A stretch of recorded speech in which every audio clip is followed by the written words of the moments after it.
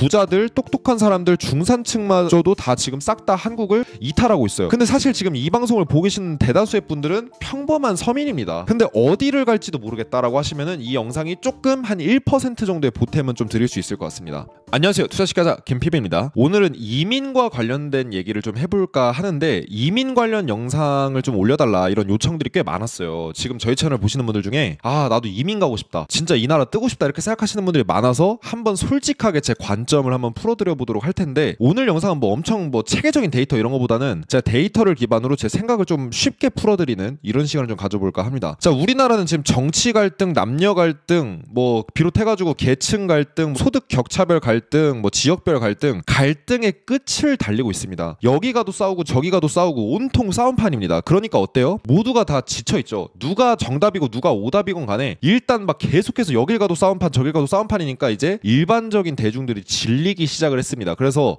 이제 한국을 떠나고 싶다 이러고 생각을 하고 있는데 실제로 떠나고 있어요. 일단 제가 지난번에 보여드렸던 데이터들 한번 다시 보여드리면, 우리나라가 전 세계에서 4위입니다. 지금 이제 부자들이 가장 많이 빠져나가는, 고액자산가들이 2025년 기준으로 가장 많이 빠져나갈 예정인 국가가 우리나라고요. 2024년에도 4위를 찍었습니다. 심지어 2024년엔 1200명대였는데 그게 2배 늘어서 2400명으로 늘어났어요. 고액자산가가 2400명이면은 우리나라에서 상당한 부의 유출이 있다라는 것과 마찬가지거든요. 그래서 미국이나 아랍에미리트, 캐나다 이런 데로 이탈이 되고 있고, 게다가 우리나라 똑똑한 이공계 엘리트들이 연에 3만 명씩 해외로 꾸준히 빠져나가고 있습니다. 우리나라 신규 취업자 수가 1년에 20만이라는 점을 고려해보면 상당히 적지 않은 수준의 인력들이 해외로 지금 나가고 있다는 걸 볼 수 있겠죠. 해외 취업할 정도면 엘리트잖아요. 영어도 잘하고 수준이 되니까 해외를 갈 텐데 엘리트들이 실제로 빠져나가고 있습니다. 그리고 실제로 지금 OECD의 리포트를 보게 되면 한국인들이 OECD 국가로의 이민 건수가 2022년 기준으로 4만 3천 명으로 전년 대비 26% 증가했다라고 하는데, 최근 통계는 제가 확인 못 해봤고, 어쨌든 이민 수요도 전반적으로 데이터를 보면 점차 증가 추세에 있는 건 확실히 맞는 것 같아요. 그리고 이민 관련된 유튜버들 요즘에 구독자들 엄청 많이 오르고 조회수 진짜 많이 나오고 있습니다. 그러니까 지금 결과적으로는 부자들, 똑똑한 사람들, 중산층마저도 다 지금 싹 다 한국을 이탈하고 있어요. 표값에다가 거기에서 머무를 수 있는 비용 정도는, 체류 비용 정도는 있어야지 이게 이민을 갈 수 있잖아요. 근데 사실 지금 이 방송을 보고 계신 대다수의 분들은 평범한 서민입니다. 평범한 서민 내지는 중산층이에요. 그러다 보니까 해외를 가고 싶어도 나 영어도 잘 못하는데, 돈도 많이 모아놓은 거 없는데 용기가 잘 안 나요. 그렇다고 뭔가 가만히 있기는 좀 그래요. 뭔가 다들 이민 떠나는 것 같고 한국 다 버리고 도망가는 것 같은데 뭔가 가만히 있긴 싫어요. 근데 어디를 갈지도 모르겠다라고 하시면은 이 영상이 조금 한 1% 정도의 보탬은 좀 드릴 수 있을 것 같습니다. 자, 우리나라 같은 경우는 일단 치안, 의료 수준, 인터넷, 교통, 교육, 경제, 한류 열풍도 있고요. 정치적인 매력도, 외국인 친화적, 삶의 질 높다, 이런 식으로 제가 챗GPT에 검색해보니까 우리나라의 장점이 이렇게 소개를 하는데, 사실상 여기서 지금 무너지고 있는 게 몇 개가 있긴 하거든요. 하지만 어쨌든 한국이 공무원분들도 느리다 하지만 사실 전 세계에서 제일 빠른 편이기도 하고요. 그래서 어쨌든 우리가 편의시설을 누리고 있고 이런 인프라 누리고 있는 게 많기 때문에 사실 여러분들이 해외를 가시는 게 단점이 더 많다라고 하면 굳이 가실 필요가 없습니다. 장점이 더 많으면 한국에 있으시면 돼요. 근데 한국에 있는 거 도저히 나 한국에 못 있겠다, 좀 해외도 고려해보고 싶다라고 하신다고 한다면 좀 적극적으로 고려해보실 필요는 저는 있다라고 생각합니다. 지금 용기를 안 내시면 이제 더 이상 용기 내도 못 가는 상황이 올 수도 있거든요. 근데 이런 분들도 계시더라고요. 돈 없어서 전 이민 못 가요. 저 영어 못해서 이민 못 가요. 영어는요, 여러분들 시간만 들어가면 누구나 다 합니다. 여러분들 주변에 멍청한 분들 있죠. 근데 한국어 잘하죠. 한국어가 전 세계에서 가장 배우기 힘든 언어 중에 하나예요. 근데 한국어 다 잘하잖아요. 미국에 보시면은 자기네 나라 수도가 어딘지도 모르는 사람 대부분입니다. 근데 다 영어 잘하잖아요. 그런 것처럼 언어라는 건 시간만 들어가면 다 된다라고 저는 보거든요. 그리고 돈 없어서 이민 못 간다라고 하시는 분들한테 저는 어떤 말씀을 드리고 싶냐면, 한국에 남아 계시면 그 돈 없는 상황이 좀 나아질 것 같으신가요? 어차피 한국에서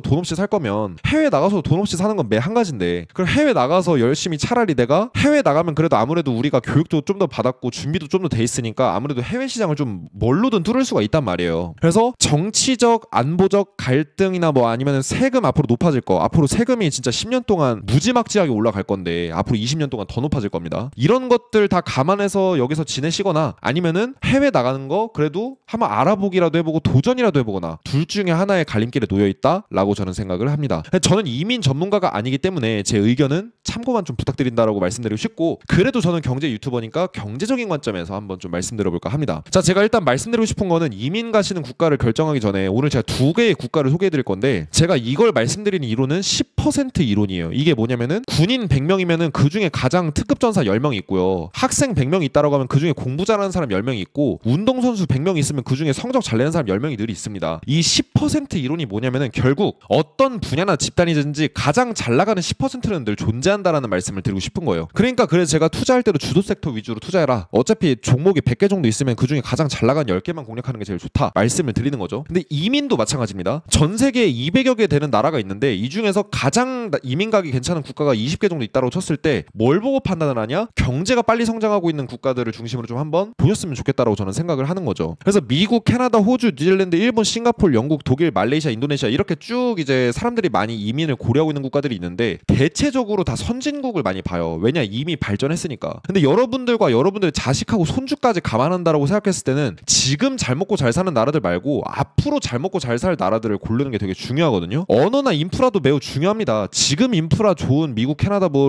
다 있지만 여기는 세금도 높고 규제도 많고 다양하게 우리가 해볼 수 있는 게 좀 적어요. 근데 미래를 꿈꾸는 사람 입장에서 가장 중요한 게 뭐다? 바로 경제 성장률이라는 거예요. 왜냐? 나만 살아갈 게 아니라 앞으로 내 자식들과 내 손주들까지 살아갈 건데 그러면 지금 경제가 둔화되고 있고 지금 많이 성장했지만 지는 해인 국가를 가시겠습니까? 아니면 앞으로 뜨는 해의 국가를 가시겠습니까? 우리나라 50년 전에 정말 가난했어요. 지금 같지 않았었습니다. 하지만 지금 굉장히 잘 먹고 잘 사는 나라가 됐잖아요. 이렇게 못 살다가 잘 살되겠는 나라의 기회가 엄청 많다라고 저는 생각을 하거든요. 그래서 경제가 성장해야지 기회도 많기 때문에 여러분들이 부의 사다리를 타고 그 다음에 내 자식, 자녀, 손주까지 잘 먹고 잘 살게 하고 싶으시다라고 한다면 경제 성장률이 높은 국가를 한번 주목해 보시는 게 낫지 않나라는 생각을 합니다. 근데 지금 채팅창에 누가 아프리카가 답이다 이러시는데 그렇다고 우리가 또 아프리카를 갈 수는 없잖아요. 제가 어떤 국가가 좋은지 한번 말씀드려 볼게요. 제가 우리나라 같은 경우도 1960년대부터 해가지고 1970년대부터 90년대까지 10% 이상의 성장률이 나왔었습니다. 어마어마한 성장률을 계속해서 만들었는데 초고도 성장기고 이런 역사는 전례가 없을 정도예요. 우리나라가 굉장히 빨리 성장을 했거든요. 이거 성장하게 된 게 미국이 도와줘서 여기까지 성장을 한 건데 이때 성장을 미친 듯이 했다 보니까 어떻게 됩니까? 집값이랑 일자리랑 소득 증가 이런 것들이 다 엄청나게 이루어졌죠. 그래서 이 시기 때 사업하고 이러셨던 분들은 다 중소기업으로 시작해서 대기업이 됐고요. 그냥 조금 일해서 돈 벌릴 때마다 집 한 채씩 두 채씩 샀던 분들은 지금 부동산 재벌이 됐습니다. 하지만 지금 돈을 벌어서 부동산 재벌되는 거는 정말 하늘의 별 따기예요. 그러니까 지금 오히려 여러분들이 주목하셔야 될 거는 이렇게 우리나라가 고도 성장했던 때 기회가 많았다. 그리고 그때 성장에 투자했었던 사람이 돈을 벌었다. 그러니까 사업을 하든 투자를 하든 결국은 성장이 많은 국가들을 가야 기회도 많고 그 다음에 여러분들이 부의 사다리를 탈 수 있는 기회도 더더욱 많을 거다라고 저는 생각을 하는 거죠. 열심히 산 사람들은 이때 당시엔 부자 될 기회가 엄청나게 많았거든요. 동네 떡집을 시작을 했어도 나중에 대기업까지 갈 수 있는 게 이때 시대였는데 지금은 그렇지가 않다라는 겁니다. 즉 경제가 성장을 열심히 하는 국가들을 보게 되면 결국은 부자들이 많이 생겨나게 돼요. 부자들이 많이 생겨나게 되면은 인프라는 저절로 좋아집니다. 즉 인프라가 갖춰지고 경제 성장도 지금 꾸준히 이루어지고 있는 적절한 국가들을 찾는 게 되게 중요한데 오늘 그런 국가들을 한번 소개해드려 볼까 해요. 실제로 전 세계 경제 성장률이 3%대 정도다라고 하는데 그러면은 전 세계 경제가 3% 성장할 때 우리나라처럼 1% 성장도 못하는 국가들이 있고 아니면 6%, 7%씩 쭉쭉쭉쭉 치고 가는 국가들이 있을 거 아니에요. 그럼 평균보다 훨씬 더 높은 국가들을 우리가 한번 고려를 해보면 좋겠다라는 거죠. 지금도 주식시장에서 하이닉스랑 삼전만 오르잖아요. 왜 그러냐? 반도체 테마 타가지고 얘네들만 오르잖아요. 아무리 다른 종목 기웃거려봐야 결국 요 종목들만 오릅니다. 그런 것처럼 분명 성장이 쏠리는 국가들이 존재한다라는 거예요. 그런 국가들이 어디냐? 바로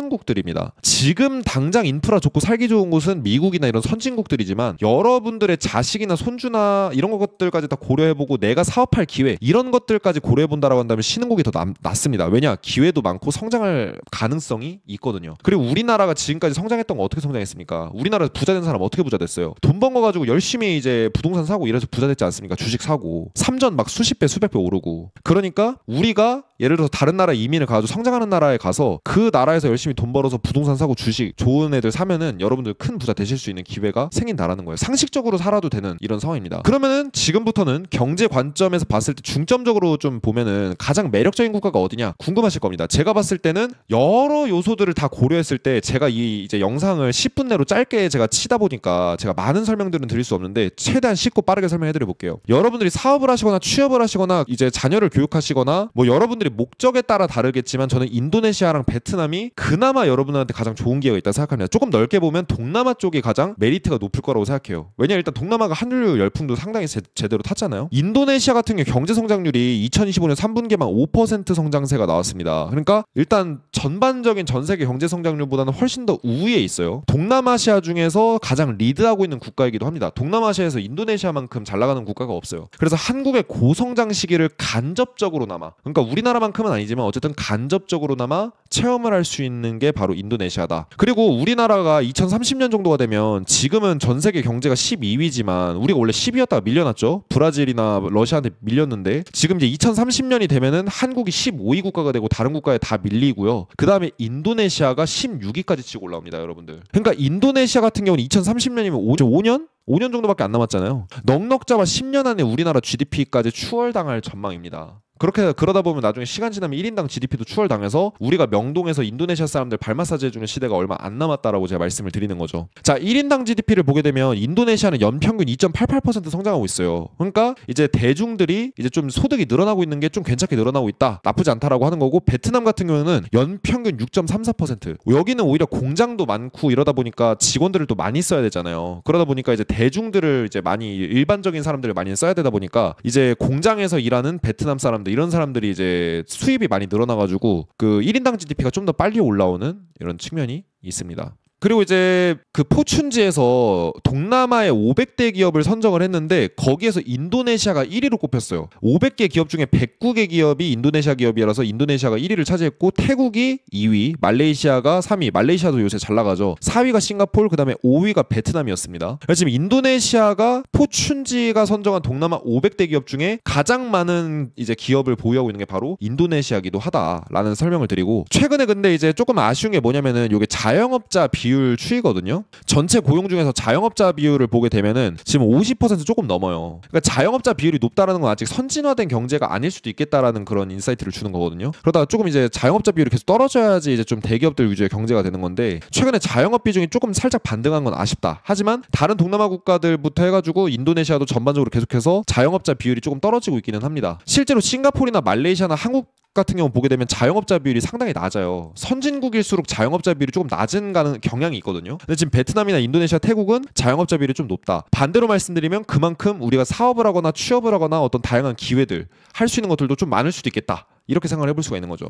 하지만 이제 성장이 지속 중이기 때문에 기회도 많다라는 사실을 말씀드리고, 지금 인도네시아 인구 피라미드를 보게 되면 약간 이제 좁은 피라미드 형태로 되어 있는데 인구 구조가 꽤나 안정적입니다. 그러니까 인구 구조가 괜찮다라는 건 앞으로 인구가 계속 늘어날 거라는 얘기이기 때문에, 인도네시아가 지금처럼 가게 되면 일단 인구 3억 찍거든요. 이제 그러면은 인도네시아 인구는 계속해서 늘어나니까 아무래도 경제 활동할 인구들도 계속 늘어날 거고, 그렇게 되면 우리가 사업을 하거나 뭔가 투자를 할 수 있는 기회들도 당연히 그런 것들을 할 수 있는 인력들도 많다라는 거니까 당연히 우리한테 기회가 되죠. 우리나라는 2070년이 되면 2명 중에 1명은 65세 이상 노인이 됩니다. 우리나라는 굉장히 노인화될 국가이지만 인도네시아는 아직까지는 그렇지 않다라는 거예요. 그리고 인구 구조가 경제 성장의 가장 중요한 부분 중에 또 하나입니다. 그렇기 때문에 인구 구조도 괜찮고 이런 거죠. 일단 인도네시아 같은 경우 인구가 거의 3억 명에 달하잖아요. 그러니까 음료수 하나를 팔아도 인구가 많은 데서 파는 게 나아요. 왜 중국에서 사업하는 사람들이 재벌이 된 사람들이 많냐, 중국인들 중에. 아니, 음료수 하나 팔아도 매출 1,000억씩 나오는데, 그쵸? 근데 인도네시아는 전 세계에서 인구가 가장 많은 나라 중에 하나이기 때문에 진짜 인도나 중국같이 뭐 진짜 막 10억 명 넘는데 아니면은 인도네시아가 그 다음으로 인구가 많아요. 그렇기 때문에 그만큼 내가 여기서 사업을 했을 때도 어떤 기회들이 좀 많을 수가 있다. 어쨌든 내수 인구가 좀 되니까요. 근데 한국은 어떠냐?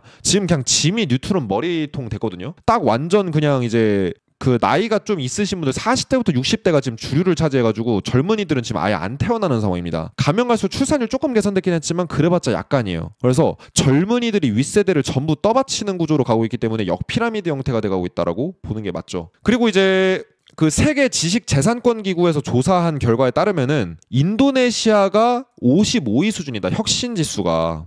그래서 이제 연구개발이나 벤처캐피털 투자, 첨단기술 수준, 지식재산권 출원 이런 다양한 지표들을 활용해서 봤을 때 이제 어느 정도 첨단기술이나 이런 것들에 얼마나 집중을 하는가, 혁신적으로 얼마나 이제 활동을 하는가를 봤을 때 인도네시아는 55위 정도 차지했는데, 참고로 미국이 3위, 한국이 4위, 베트남이 44위, 태국이 45위를 차지했습니다. 베트남 같은 경우는 제조업 기반으로 성장을 하고 있다는 점을 고려해봤을 때는 제조업 기반으로 지금 이런 것들이 순위가 좀 많이 나오는 것 같거든요. 그래서 우리나라가 성장했던 그런 궤도를 다시 따라가고 있는 것 같고, 그다음에 인도네시아 같은 경우에도 어쨌든 뭐 혁신 지수에서 이제 엄청 높은 편은 아니지만 그래도 꾸준히 올라오려고 하고 있다라고 말씀을 좀 드리고, 제가 이제 이거 인력을 어떻게 찾아봐야 될지 몰라서 이제 잡코리아를 그냥 들어가봐서 한번 검색을 해봤어요. 베트남, 태국, 인도네시아 이런 식으로 검색을 해봤는데 태국이 500개 정도 일자리가 나오고 인도네시아가 500개 정도 일자리가 나오고 베트남이 1200개 정도 나옵니다. 아무래도 우리나라 공장들이 또 베트남에 많이 가 있기도 하고요. 뭐 다양한 이유들 때문에 어쨌든 베트남이 좀 일자리가 좀 많아요. 그래서 베트남이 아무래도 우리나라랑 경제 구조도 비슷하게 가려고 하고 있다 보니까 베트남이 좀 일자리가 많다라는 게 이제 확인이 되는데, 이거는 한국에서 확인한 것만 한정한 거니까 사실 거 가봐야 더 조사가 잘 되겠지만 여러분들 2차 조사, 3차 조사 해보셔야겠지만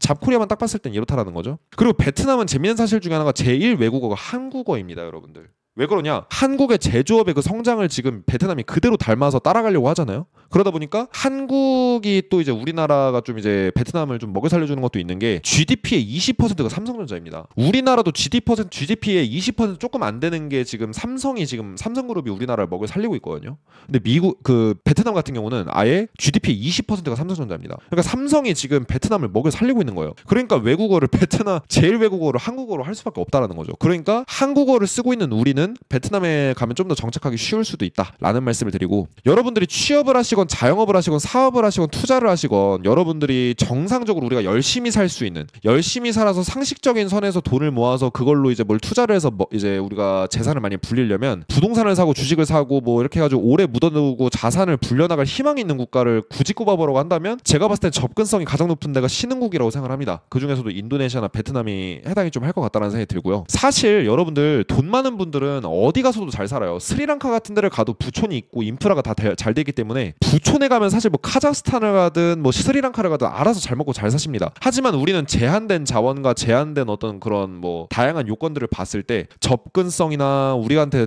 주어질 기회나 성장 가능성 이런 것들을 고려해 보면은 여러분들 인도네시아나 베트남 내외는 신흥국, 저희 특히 동남아 이런 쪽이 여러분들이 거리도 가깝고 여러분들한테 기회가 좀 많으시지 않을까 싶어요. 제가 일단 영상이 너무 길어질 것 같아서 짧게 오늘 이렇게만 설명해드리고 넘어갈 텐데 나중에 라이브 방송 오시면 조금 더 자세히 설명을 해드리겠습니다. 댓글로 여러분들이 또 제 생각에 동의하시는 분도 있을 거고 아니면은 좀 이런 부분에 대해서는 좀 난 반대한다 이러실 수도 있을 거기 때문에 그런 댓글들을 서로 정보 공유를 하면서 저희 댓글에서 한번 얘기를 나눠보면 좋겠습니다. 장단점도 소통해봤으면 좋겠다라는 생각이 들고요. 저희 채널 구독해주시면은 색다른 경제 관점을 제가 이제 제시해드릴 수 있으니까 저희 채널도 구독 한 번씩 부탁드리겠습니다.